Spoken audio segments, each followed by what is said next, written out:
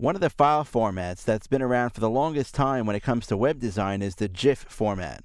In reality, some people refer to it as a GIF format, but no matter how you pronounce it, it's really the same thing. It's a file format that's actually best used for graphics that have flat color, things like logos, for example. Now, in this page design that I'm looking at right now, in this file called pagedesigns.ai, I have two main areas of graphics that I want to kind of focus on when we start discussing the different types of file formats that you can use. We have this logo over here, which uses the flat color, and then we have a photograph over here as well. So let's explore some of the settings that we have when we start using the GIF file format. So I'm going to go to the File menu here. I'm going to choose Save for Web and Devices. I'm going to zoom out just a little bit with my magnifying glass here. So I'm just going to Option click on the screen here, or Alt on Windows, just so we can kind of get a better idea of what we're looking at here for the logo here and the image itself. I'm going to take my Slice Select tool. I'm going to click on this image right here and hold down my Shift key. Click on this image. So now these two are selected. And I'll make sure that the GIF file format here is actually chosen. Now, there are a few important things to note about the GIF file format. The first thing is that it's actually using something what we call index color. There's a maximum of 256 colors that you can use inside of a GIF file. Now, we're not talking about web-safe colors here at all.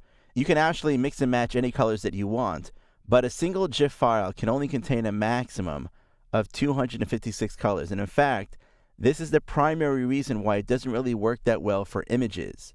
That's because images normally have more than 256 colors, especially when you have images with lots of detail inside of it. However, when you're dealing with objects, for example, like this logo over here, there are a finite number of colors, and we can start to actually dial in those specific colors when thinking about saving the file as a GIF. Now, as we had discussed before, we always want to make sure that our file looks great on a computer screen, but at the same time, in the back of our minds, we always want to make sure that that file is going to be as small as possible.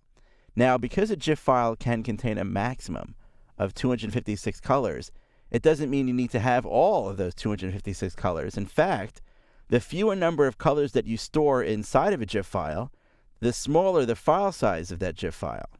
So for example, if I wanted to reduce the number of colors here from 256 down to maybe 32, for example, you can start to see if I zoom in here on the image, that this image is really starting to look a little bit choppy, or you can say dithered.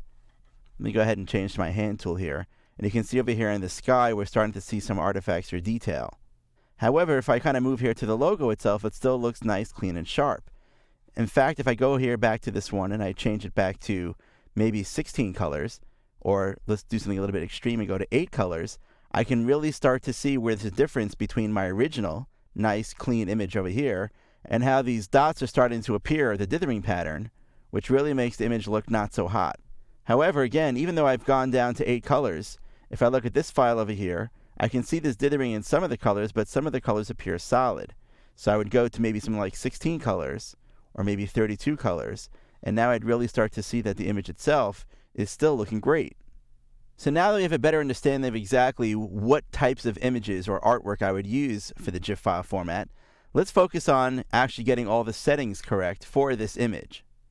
So the first thing I'm going to do is I'm going to use my Slice Select tool here.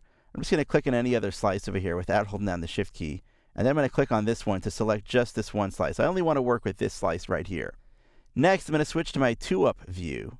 In this way, I can really compare what my original looks like and what my final GIF file is going to look like. And I'll use my magnifying glass here to zoom in just a little bit more. Let's position it right here on the screen. Beautiful. So now, I'm actually going to click on this one right here. This is the GIF file that I'm working with. And you can see that right now, if I use 32 colors, my file is going to be about 7.5K, which is not bad. There's still some choppiness over here inside of the art itself, so I'm going to go up to around 64 colors. And you see how now how things have smoothed out just a little bit. And I'm pretty happy with what that artwork looks like now at this file size. And I only went up to about 8.25K. Now, if you take a look at the color table over here, Illustrator is identifying to me which colors it's actually using or storing inside of that file. Now remember, my original file may have used a lot of different colors. It's now being reduced to only use 64 colors here. And keep in mind, by the way, you can take a quick look at this file. It doesn't look like it has 64 colors inside of it, right? However, you have to keep in mind the anti-aliasing. the borders where one color matches up against another color, the anti-aliasing softens those edges by blurring the edges and somehow mixing those colors. That means that really there are additional colors that are being introduced into this file. Now, the method that Illustrator uses to actually reduce the number of colors in a file can be something that you can control. By default, Illustrator uses something called a selective color method. In other words, it's trying to use the colors that already exist in the image. However, there are other things that you can use as well. For example, perceptual and adaptive. The restrictive one actually only uses web-safe colors. You can actually see that here inside of the color table. All the colors listed here have little white diamonds inside of them, which indicate that those are web-safe colors. However, I'm really seeing a lot of dithering going on over here.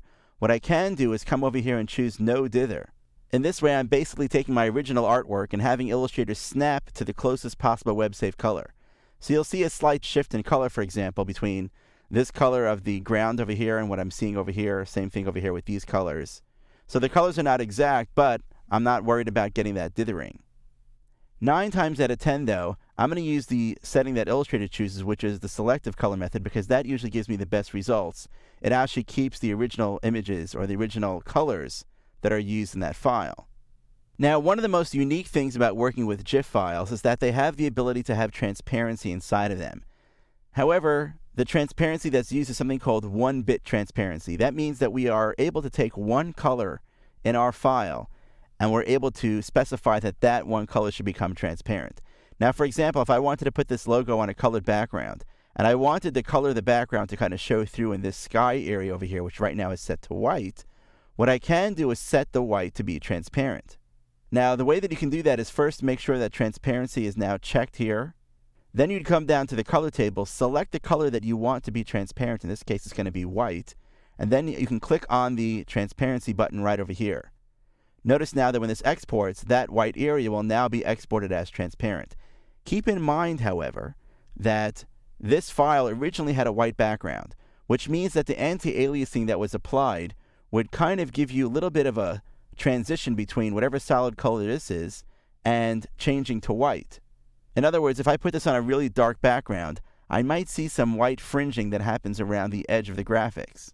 To help solve that problem, you can specify something called a matte. You can see over here there's a setting for matte. If I click on this, I can choose that my matte be white or black, or I can choose an eyedropper color. So for example, if I were to go now to take my eyedropper tool and maybe click on the sun color right over here, by choosing matte eyedropper color, I am now specifying that the anti-aliasing should always transition to that color. This way I wouldn't see white fringing around the artwork itself.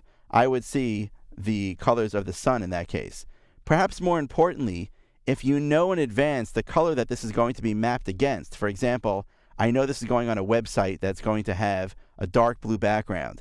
The best thing to do would actually be to set your matte color to that dark blue color, the exact color of your background. In that case, the colors that are here on the anti-aliasing will blend perfectly into that background. In fact, that's probably the best use for the matte color. But I'm going to turn that off now. I'm going to set it to none. And you can also choose an option here called interlaced. What interlaced basically allows you to do is it allows the file to load in several steps inside of the web browser. This really is far more important for larger images, ones that have larger file sizes that may take time to load.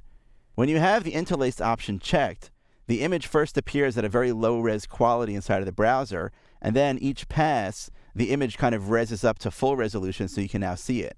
It doesn't make the image load any faster, but the person who's viewing the website gets a really good idea about what content is on the website, so they don't have to wait a really long time just to find out that's not what they're interested in. Now, I will point out one other thing here. Notice that because I made that white transparent, the text that reads California also became transparent, because once I specified white as a transparency color, no matter where that white appears, even, for example, in the girl's hair and in her helmet, that part will become transparent as well. There is a way to get around this, and the trick that many web designers use is if they know that a color is going to be transparent, they actually use a color in their design inside of Illustrator on the artboard by using some kind of garish kind of color, like maybe a really bright blue or a bright red. Then when they come into the Save for Web and Devices dialog box, they take that bright red and they make that transparent. In other words, they're not using white as transparent. They're using some other kind of color that they would never ever use inside of their design, and they specify that one to be transparent. Just remember that in those cases, you really want to make sure that you're using a matte so that you don't see fringes of that bright color around the edges of your artwork. So these are the settings now that you would use for a GIF file format. And again, it's probably best to use GIF files for things like logos, text, or things that have lots of flat color. You'll get perfect colors and you'll get really small file sizes.